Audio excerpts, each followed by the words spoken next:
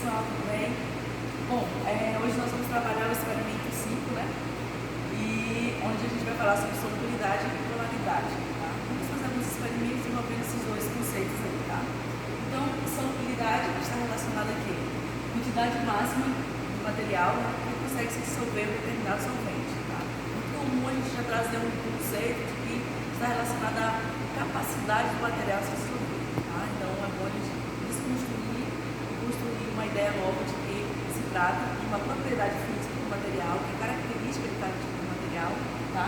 E que se refere à quantidade máxima de material que se dissolve em um determinado solvente a uma temperatura específica, tá? Porque a mesma substância ela ainda assim consegue ter solubilidade diferente com a variação de temperatura. Okay? Pois bem, e polaridade? Polaridade está relacionada a quê? Está relacionada às regiões da molécula que possuem aí, moléculas que possuem regiões com cargas diferentes. Um exemplo bem típico é a água, né, gente? Então, a água, aqui temos a molécula da água, só mostra mais perto. A molécula da água está bem igual, gente. Chega mais perto. A molécula de água, né? Ela tem pontos de elétrons livres, tá? E pares de elétrons livres que acabam que faz com que a molécula ela tenha uma densidade negativa nessa parte da molécula, aqui em torno do oxigênio, e aqui ela tem uma carga parcial positiva. Então isso por si só é associado à estrutura da molécula, né? Que ela vai ter um ângulo aqui por cento, né? Acaba que a molécula tem uma polaridade significativa, e aí a gente, nesse caso, considera esse tipo de molécula como sendo polar. No caso das moléculas apolares, um outro exemplo, por exemplo, que vocês já viram, inclusive, em sala de aula, né? O iodo. Vocês trabalharam o iodo. O iodo é o quê? São dois átomos de iodo. Perdão. São dois átomos de iodo. Fazendo a ligação. Aqui a densidade eletrônica que está entre esses, né, nessa ligação, essa densidade eletrônica aqui, ela é igualmente compartilhada pelos dois átomos de iodo. Perfeito. Então aí a gente considera que essa molécula é apolar, né? Só que, no entanto, ainda assim essa molécula ela consegue adquirir polaridade instantânea, né? Que aí a gente vai chamar de dipolo induzido, que é quando outra molécula de iodo se aproxima dessa aqui, por exemplo, essas moléculas elas acabam que se polarizando. Por que isso é possível? Porque cada átomo individual, querendo ou não, elas vão ter lá no seu núcleo, elas vão ter os prótons, né? E na eletrosfera vai estar os elétrons. Então, querendo ou não, o núcleo de um vai atrair os elétrons de um e os prótons do outro vai atrair os elétrons do outro. E assim, sucessivamente, quando a gente pensa nos outros átomos, né, nas outras moléculas de iodo que estão ali ao redor, tendo o mesmo comportamento, né, no seio da solução, no seio lá do sistema. Acaba que vai haver aí um certo dipolo induzido, mesmo que instantâneo, vai acontecer aí no sistema, ok? Pois bem, aqui só para a gente ter essa noção básica, mas acredito não, vocês já viram isso lá na teoria, na química geral, né? Então aqui é só para a gente contextualizar um pouquinho. Indo para o experimento, o roteiro, eu fiz um sumário do roteiro para ser mais prático para a gente executar, né? Então, vem lá distribuído em passo 1, passo 2 e passo 3. O passo 1, aqui no passo 1, nós vamos ter os tubos 1, 2 e 3. Em cada tubo nós vamos colocar 2 ml de água e acrescentar 1 ml de etanol no 1, 2 ml de butanol no 2 e 2 ml de hexano no 3. Em todos os casos é 2 ml. 2 ml embaixo e acrescentar mais 2 ml, tá? No passo 2 nós vamos ter 2 ml de etanol em cada tubo e vamos acrescentar 2 de butanol e 2 de hexano. Em cada caso, a gente, quando adiciona, sempre agitar o tubo e observar o resultado. E no passo 3 vamos ter os tubos 6, 7 e 8 e vamos ter 2 de água, 2 de etanol e 2 de hexano e vamos acrescentar aqui uma pequena quantidade de cloreto de sódio agitado e ver se solubiliza. O resultado que a gente obtiver é se essas substâncias elas foram solúveis ou não. Esse é o resultado, tá? Agora, a discussão desse resultado a gente vai ter que utilizar utilizar recursos aí, nossos conhecimentos prévios aí já relacionados à polaridade, forças intermoleculares, que é o que vai aí justificar esse resultado que nós vamos obter, ok? No segundo momento, nós vamos trabalhar o teor de gasolina, o teor de etanol. Teor de etanol na gasolina, tá? E aí, o experimento também é bem simples, né? Então, consiste em que vamos ter lá a proveta. Na proveta vamos acrescentar 20 ml de etanol, de gasolina. E aí vamos acrescentar 20 ml de água, até ferir o menisco ali nos 40. Tá? Pronto. Feito isso medido na própria proveta. 20 de gasolina na proveta, não é pegando de outra vidraria, na proveta. E vou acrescentar 20 ml de água até aferir o menisco nos 40 ml aqui na própria proveta. Bom, feito isso, a gente vamos agitar um pouco essa mistura, deixar em repouso e por aproximadamente um tempo aqui específico, que eu acho que é em torno de 2 minutos, enfim, e daí na sequência nós vamos verificar qual que é o volume de etanol nessa amostra, tá? Então a gente quantifica qual que é a quantidade de gasolina que restou aqui, isso aí é em ml, a quantidade de etanol, qual que é a quantidade de água mais etanol. Enfim, a partir daí, considerando que temos 20 ml de gasolina, isso vai ser o 100%, a quantidade de etanol que nós identificarmos, que é proveniente da própria gasolina, vai corresponder a quantos por cento? Então, a partir daí, a gente tem o valor da porcentagem do etanol na gasolina. Bom, e o que isso é o resultado? E qual que é a discussão desse resultado que nós temos que fazer, que vocês terão que fazer no relatório? Identificar se esse valor obtido está dentro das normas, né, da legislação brasileira, que define que atualmente a legislação diz que a gasolina, para não ser considerada adulterada, ela tem que ter um máximo aí de 27%. Acima disso é considerada adulteração. Então a gente vai verificar isso daí, tá bom? Então vamos para a bancada. Então, gente, o objetivo do experimento, né, é verificar qualitativamente a solubilidade de algumas substâncias e analisar por base na polaridade das mesmas. Então, os reagentes que nós vamos precisar e os materiais todos aqui, né, as estantes, os tubos de ensaio, proveta, pera de sucção, gotejador aqui, conta-gotas que faz, as pipetas, espátula e os RMI aqui contendo os reagentes, que é água, etanol, butanol, hexano e cloreto de sódio, né? E a gasolina que está bem aqui. Pois bem, então vamos lá.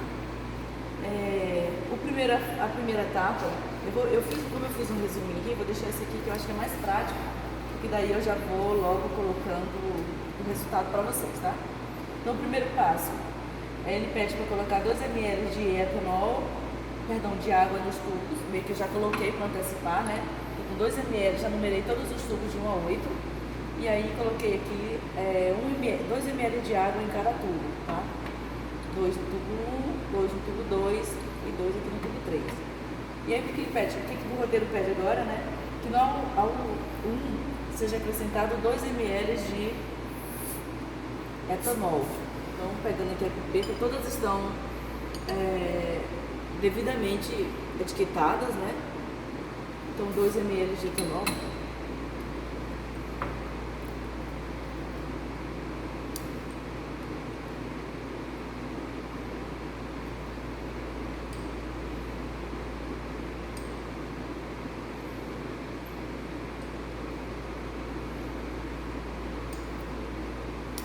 Ao primeiro tubo.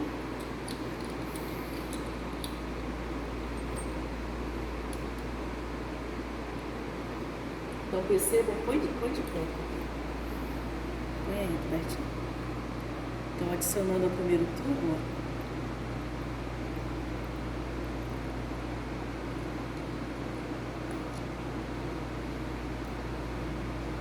Então fazendo a agitação.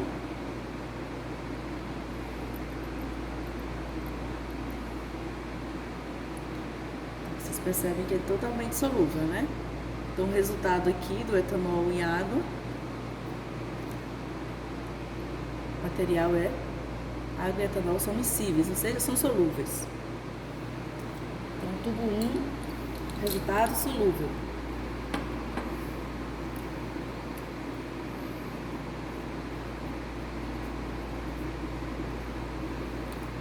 Agora nós vamos ao tubo 2.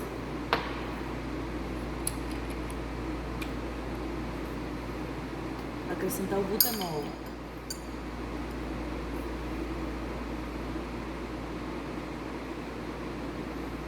Nossa, ficou tão longe.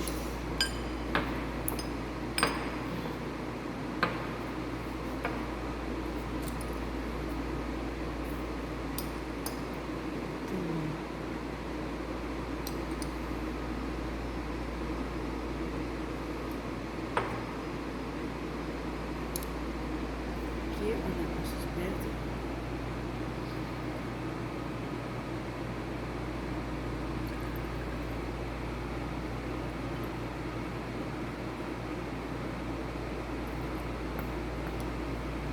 Butanol.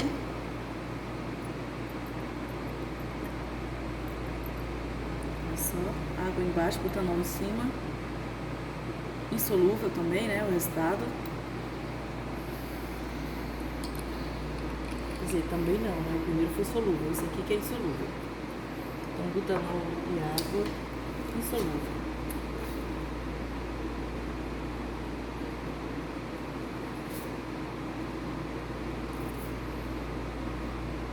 E o tubo 3, nós vamos acrescentar aqui hexano, né?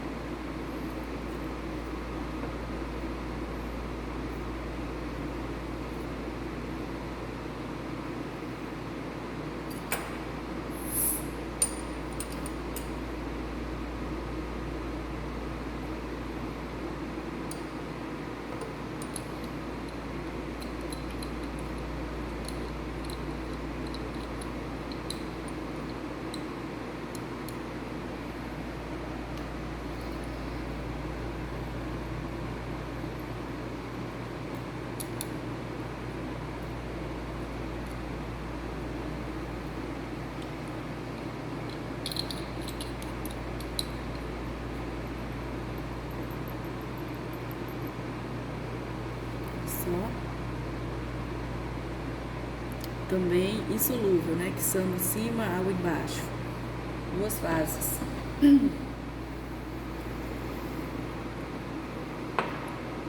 E pronto. Então essa é o primeiro resultado, né? O segundo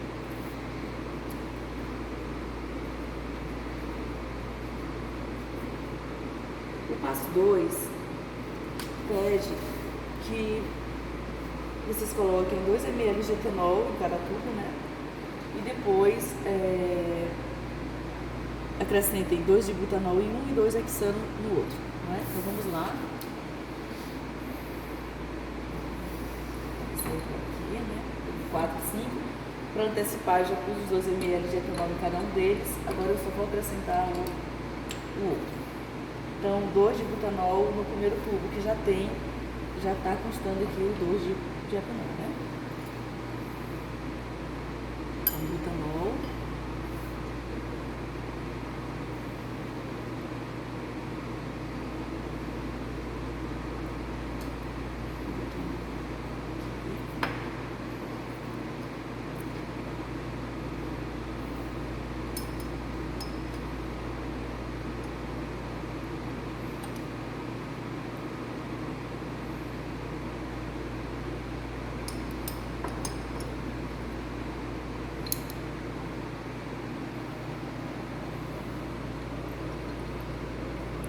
Quatro.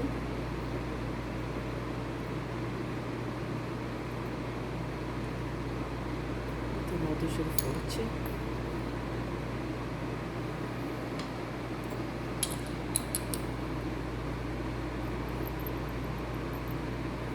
Então, ó, solúvel, né? O etanol é totalmente solúvel em etanol. Butanol e etanol, tá? Aqui no tubo 4. Então são solúveis.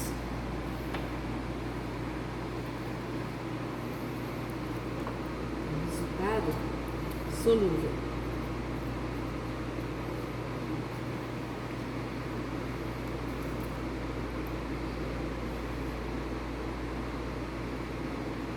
Agora,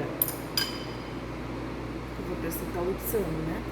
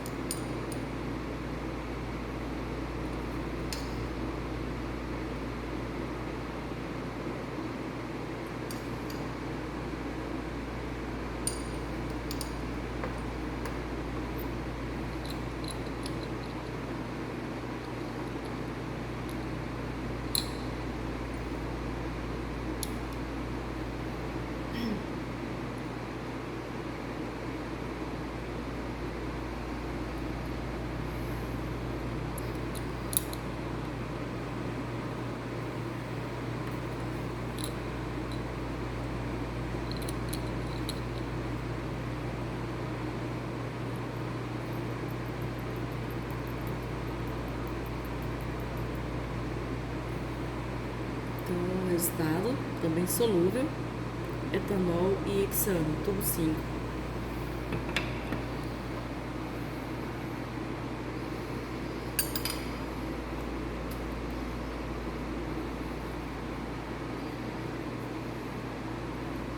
E passo 3, aos tubos 6, 7 e 8, pede para nós colocarmos 2 de água, 2 de etanol e 2 de hexano. E acrescentar uma pequena quantidade de cloreto de sódio, não é isso, gente? Só mostrando aqui, ó, para vocês lembrarem. Então, aqui estão os tubos 6, 7 e 8. Ao tubo 6, 2 de água. Ao tubo 7, 2 de etanol. E ao tubo 8, 2 de hexano, tá? E vamos acrescentar uma pequena quantidade de cloreto de sódio. Aqui, né? Cloreto de sódio, nós vamos acrescentar um pouquinho em cada tubo aqui e solubilizar e ver o que acontece. Homogeneizar e ver o que acontece. Então, eu já acrescentei o sódio, cloreto de sódio nos tubos 6, 7 e 8, tá? Agora a gente só vai acrescentar o solvente e verificar se solubiliza ou não. Então, a água primeiramente, né?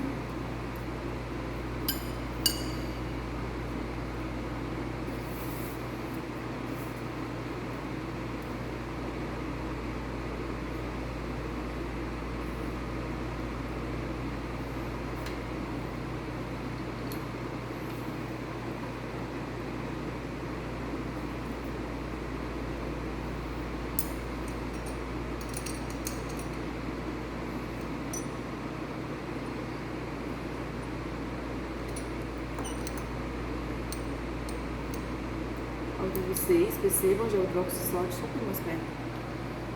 Agora vou acrescentar água.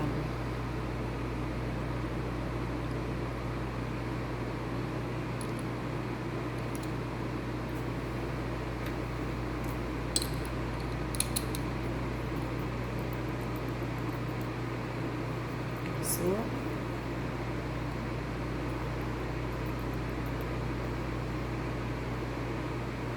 Totalmente solúvel, né? Cloreto de sódio foi solúvel na água.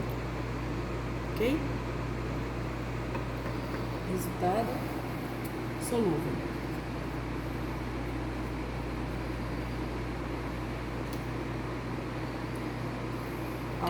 Ao outro tubo, ao tubo 7, vamos acrescentar o etanol. Então, 7, ó, já coloquei o cloreto de sódio aqui, tá?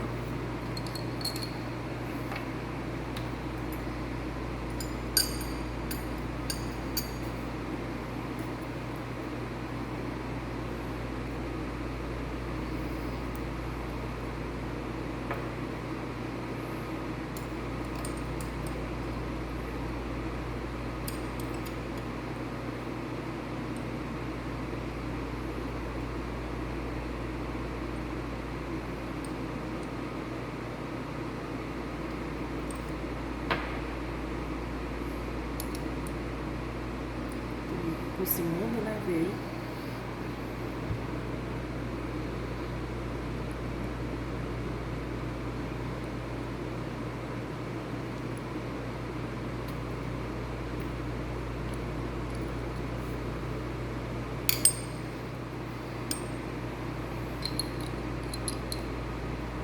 o resultado, gente, disso aqui, ó. Vou mostrar um pouquinho bastante.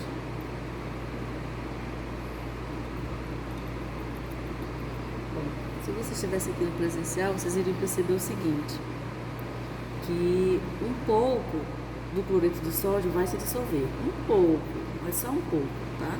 Como a gente não está quantificando aqui, a gente está fazendo tudo só visualizando se tá ou não, então a gente consegue perceber que um pouco solubiliza, mas fica um corpo de fundo, né? O que significa dizer o quê? Que a solubilidade do cloreto de sódio em etanol é bem baixa, tá? E aí daqui a pouquinho eu vou justificar para vocês, fazer um pouquinho de um paralelo aí a respeito desses resultados, e aí eu já meio que justifico para vocês. Bom, indo pro próximo tubo, o tubo 8 e o último, já coloquei o cloreto, né, de sódio. Agora eu vou acrescentar o hexano.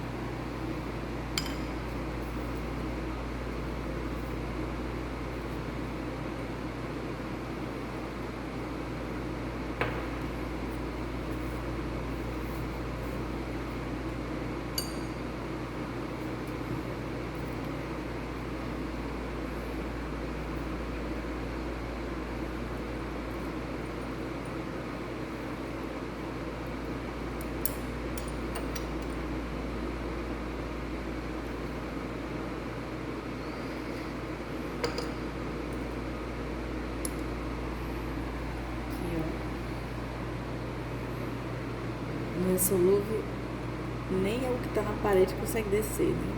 O cloreto de sódio que está na parede do tubo, de tão insolúvel que é.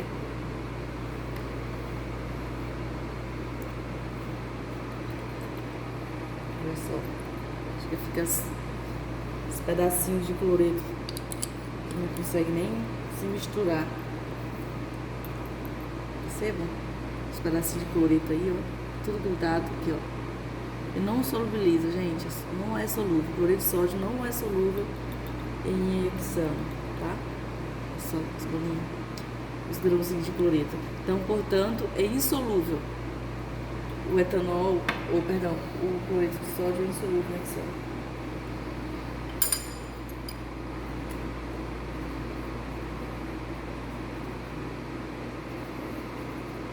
Pode ir.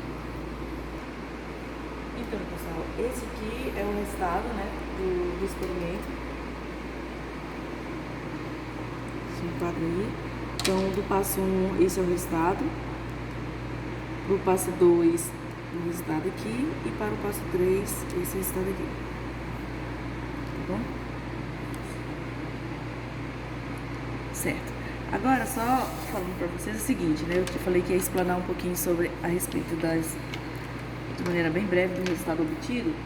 Vou pegar um exemplo aqui. O etanol e a água, né? O tem um que foi solúvel. Então é muito fácil de perceber por que eles são solúveis, né? As interações de hidrogênio que acontecem. E aqui no caso da molécula da água, o oxigênio é o vermelhinho, tá? A água, o hidrogênio é os branquinhos. E esses escuros aqui são as moléculas do carbono, tá? Então o que acontece?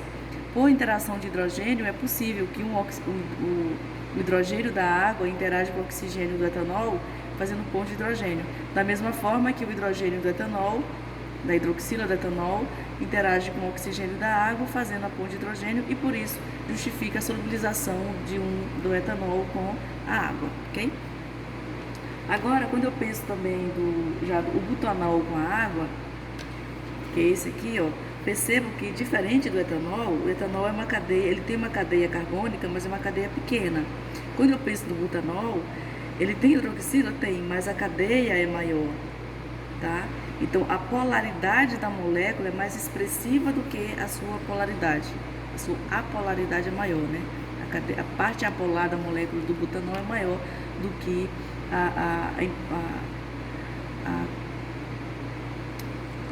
a proporcionalidade que essa molécula tem de fazer as pontes de hidrogênio. Ela faz de maneira bem mais fraca, não é dizer que ele é insolúvel, mas a solubilidade é baixa. Aqui, como a gente não está medindo, quantificando isso, fazendo, né, as anotações, medindo tudo, a gente está só misturando e vendo que é solubiliza ou não.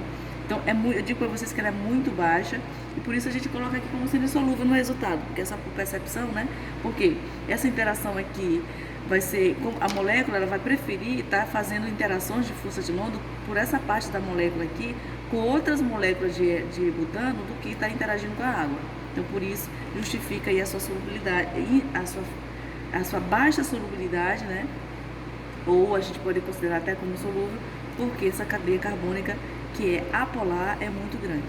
E a gente sabe que polar solubiliza com polar e apolar com apolar, né? Então, como a água é polar, ela só pode interagir se for por aqui, por essa parte. Ela não interage com essa parte aqui, né? Pois bem, o etanol, perdão, a água com hexano também, ela foi insolúvel. Agora aqui está bem claro para a gente perceber isso, né? Porque é uma molécula apolar, o hexano, com a água que só faz ponto de hidrogênio, então fica impossível para ela fazer esse tipo de interação e por isso que a interação aqui entre butanol, hexano e água não acontece, tá? Essa molécula aqui com essa aqui. Pois bem, eu estou fazendo, gente, só um resuminho breve, mas vocês vão ler, vocês têm ali um texto que vai ter uma fala bem mais interessante sobre isso, tá? No passo 2 é o etanol com o butanol. Foi solúvel, então é justificável a solubilidade dos dois. É muito solúvel os dois. Por quê? Pode fazer ponto de hidrogênio usando aqui as hidroxilas de cada um delas, o hidrogênio de um interagindo com o oxigênio do outro e assim sucessivamente. Assim como a parte apolar da molécula, tanto do etanol como do butanol, elas interagem entre si. Tá? Por forças de London, por dipolo induzidas, elas interagem entre si, essa parte. E essa outra parte da molécula também interage entre si, tá bom? Pois bem, isso justifica a solubilidade. E o item 5, que é o etanol com o hexano, foi solúvel também, muito solúvel. Por que foi solúvel? Porque o etanol, como a gente percebe, ele é versátil. Assim como ele tem a parte que é polar, que é a hidroxila, ele tem essa cadeia aqui que é apolar. Então essa parte aqui consegue sim se interagir com essa parte aqui com o hexano. E por isso que ele é solúvel. Não porque ele interage por aqui, interage apenas por essa parte da molécula, beleza? Já o passo 3, que a gente tem o cloreto de sódio, gente, o cloreto de sódio, o NaCl, a gente pensa ali no cristal, esses cristalzinhos aqui, ó, formando os cubos, tá? Os cristalzinhos de cloreto de sódio. Então, em água é fácil a gente perceber, porque a gente sabe, gente, cloreto de sódio aqui. Eu não estou com a caneta aqui, mas enfim. Cloreto de sódio, NaCl,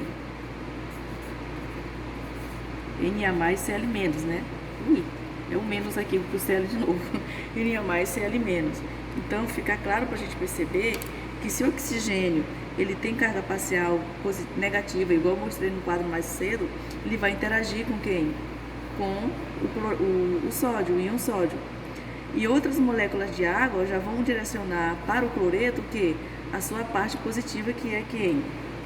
Os hidrogênios, né? Os hidrogênios são positivos, tem carga parcial positiva, então eles vão interagir com o cloreto que tem carga parcial negativa.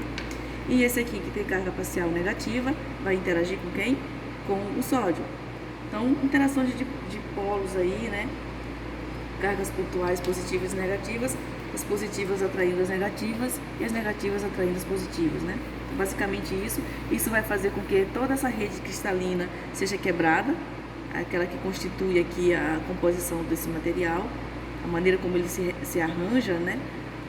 Acaba que a água consegue hidratar esse cloreto de sódio, fazendo essa aproximação, fazendo a quebra da energia de coesão que acontece aqui do sódio com o cloreto, supera essa energia e por isso arranca, faz com que separe o cloro do sódio, né?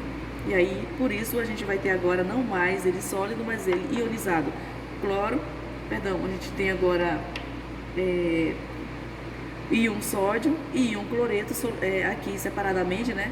No seio da solução aqui, tá ok? E hidratados aí, circundados por moléculas de água direcionando as suas cargas aí, tá?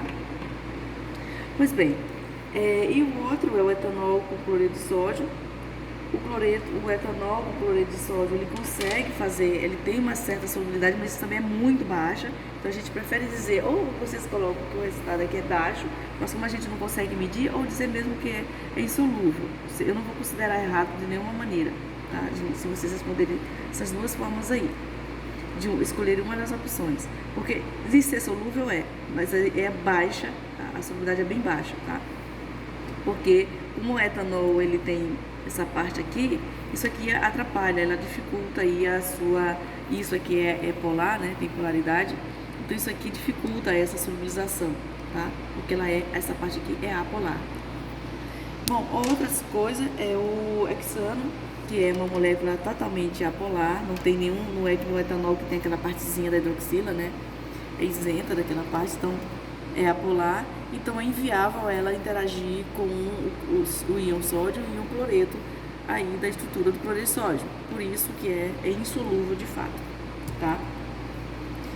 Gente, só fazendo a correção, bem aqui, ó, mostra aqui, tá vendo o 8? Eu pus solúvel, não sei como, é insolúvel, tá? Insolúvel o 8. E o 7, vocês podem fazer uma resposta melhor. Coloca assim, parcialmente solúvel. Eu acho que é a melhor forma de responder isso. Parcialmente solúvel, tá? E... mesma coisa aqui no 2, ó. No 2, o butanol com a água, vocês colocam assim, parcialmente solúvel. Pronto, aí resolve o problema. Então o 2 foi parcialmente solúvel e no tubo 7 também foi parcialmente solúvel, beleza? Então, agora a gente vai fazer o experimento com a gasolina. Então, pessoal, agora nós vamos determinar o teor de etanol na gasolina, tá? Então isso aqui foi comprado aqui no mercado, né? No posto local, né? Então, eu já, para antecipar, já acrescentei 20 ml de gasolina aqui, já adicionei, já coloquei 20 ml de gasolina aqui na proveta, né? Aqui. Agora eu vou acrescentar 20 ml de água, tá? Então, na verdade, eu vou acrescentar até atingir os 40 aqui na proveta, tá certo? Então, eu vou, de início, eu vou estar utilizando aqui a piceta. Então, até antes mesmo de atingir os 40, eu paro um pouco para não passar esse valor, né? E aí eu completo o volume usando o conta-gotas, tá? O micropipeta.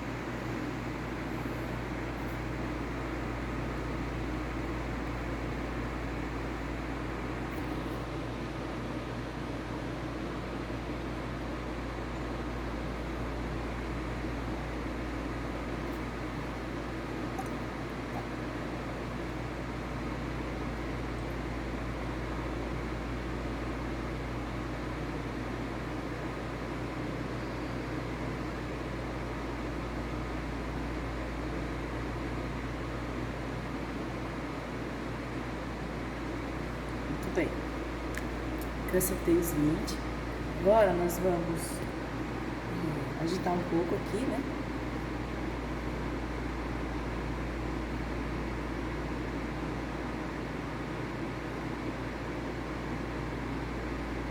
O ideal aqui é porque nós estamos sem uma proveta com tampa. O ideal é a gente ter a tampa e fazer, né, a mistura de maneira mais expressiva aqui. Mas como a gente está no momento sem tampa aqui, então a agitação eu vou fazer dessa maneira.